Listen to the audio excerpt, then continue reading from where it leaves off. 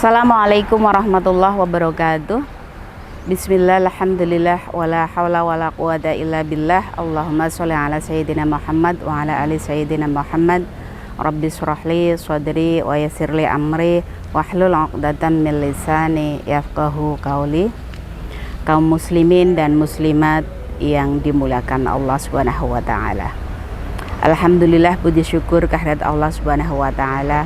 Pada kesempatan kali ini kita masih dianugerahi banyak nikmat, salah satunya adalah nikmat hidup, nikmat belajar, nikmat untuk menjalankan ibadah Ramadan tahun 1445 Hijriah.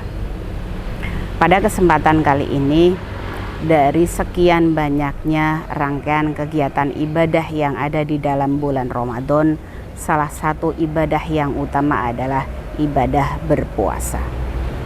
Kaum muslimin dan muslimat di seluruh penjuru dunia pastinya selalu mempersiapkan keperluan A sampai Z, segala hal yang berkaitan dengan upaya kita agar kegiatan ibadah di bulan Ramadan bisa berjalan dengan maksimal. Dan pada kesempatan kali ini kita akan membicarakan tentang bagaimana hukumnya orang yang berpuasa tetapi tidak sahur. Sebagaimana tadi yang saya sampaikan bahwa salah satu ibadah utama yang ada dalam bulan suci Ramadan adalah berpuasa.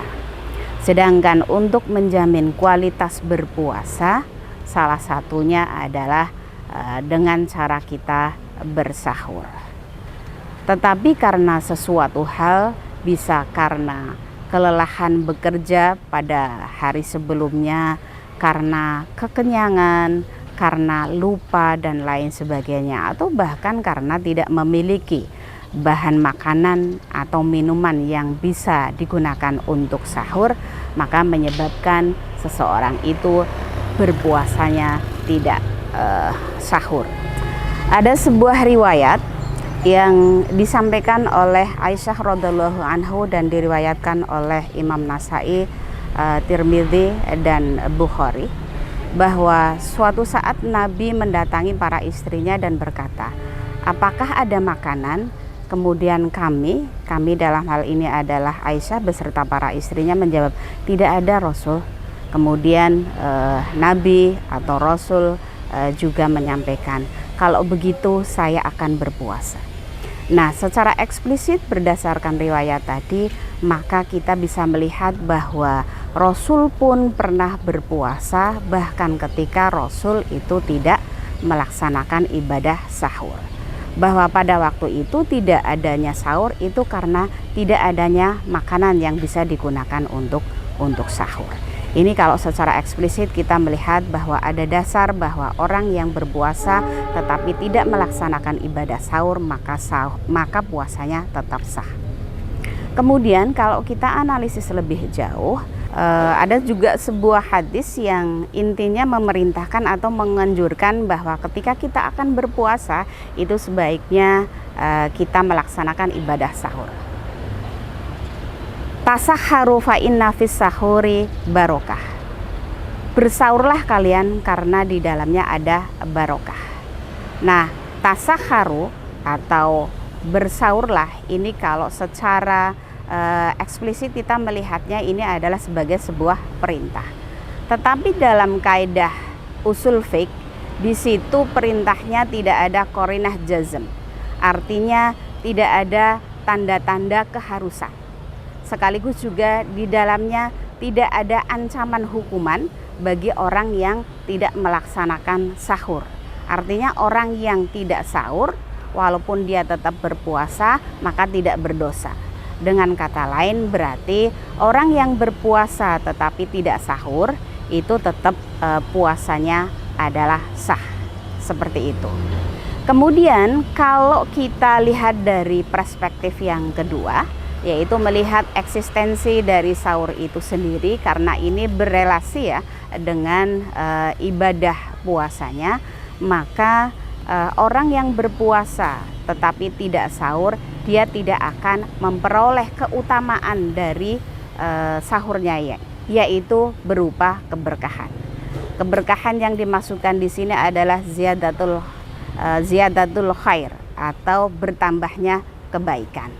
Sebelumnya saya menyampaikan bahwa berbeda antara konsep berkah dan konsep pahala.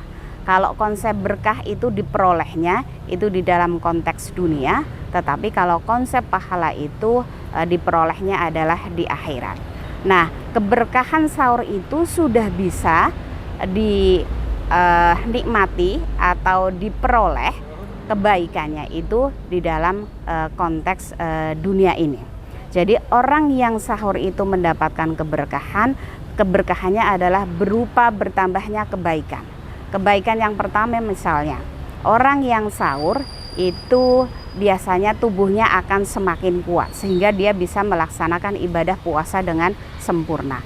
Orang yang sahur ketika dia belajar, kuliah, mengajar dan lain sebagainya itu tetap akan bersemangat karena ada energi yang dihasilkan dari sahurnya tadi, sehingga ini akan semakin mempertinggi kualitas ibadah puasa dari orang yang sahur tersebut. Inilah yang disebutkan dengan keberkahan dalam sahurnya tersebut. Walaupun ini berupa anjuran, tetapi karena ada sesuatu yang akan kita peroleh berupa keberkahan, maka anjuran tersebut menjadi anjuran yang sangat, tetapi levelnya tidak sampai ke level wajib. Sebagaimana perintah atau anjuran seorang ibu kepada anak, "Nak, mandilah karena dengan mandi kamu akan memperoleh banyak manfaat." Nah, ketika ibu memerintahkan mandi kepada anaknya, itu bukan berarti harus dilakukan mandi. Kalau tidak maka berdosa, atau kalau tidak mandi maka anak tersebut akan mendapatkan hukuman dari orang tua. Tetapi ini hanya berupa anjuran, karena dengan mandi anak akan menjadi segar, anak akan menjadi fokus belajar dan lain sebagainya. Konteksnya sama dengan anjuran atau perintah dari sahur tersebut, itu lebih kepada anjuran bukan kewajiban. Jadi hukumnya adalah sunnah. Kaum muslimin dan muslimat rahimakumullah, berdasarkan apa yang saya sampaikan secara sekilas tadi, maka kita bisa menarik kesimpulan bahwa yang pertama, puasanya orang yang tidak sahur hukumnya tetap sah. Kemudian yang kedua, puasanya orang yang tidak sahur itu hanya tidak akan memperoleh keberkahan dari sahurnya. Oleh karena itu, saya tetap menganjurkan gunakanlah kesempatan untuk sahur supaya kita memperoleh keberkahan dari sahur itu, sekaligus kita memperoleh keberkahan dari adanya bulan suci Ramadan. Demikian sekilas tentang hukum puasa orang yang tidak sahur. Segala khilaf mohon dimaafkan. Wal afwu minkum. Wassalamualaikum warahmatullahi wabarakatuh.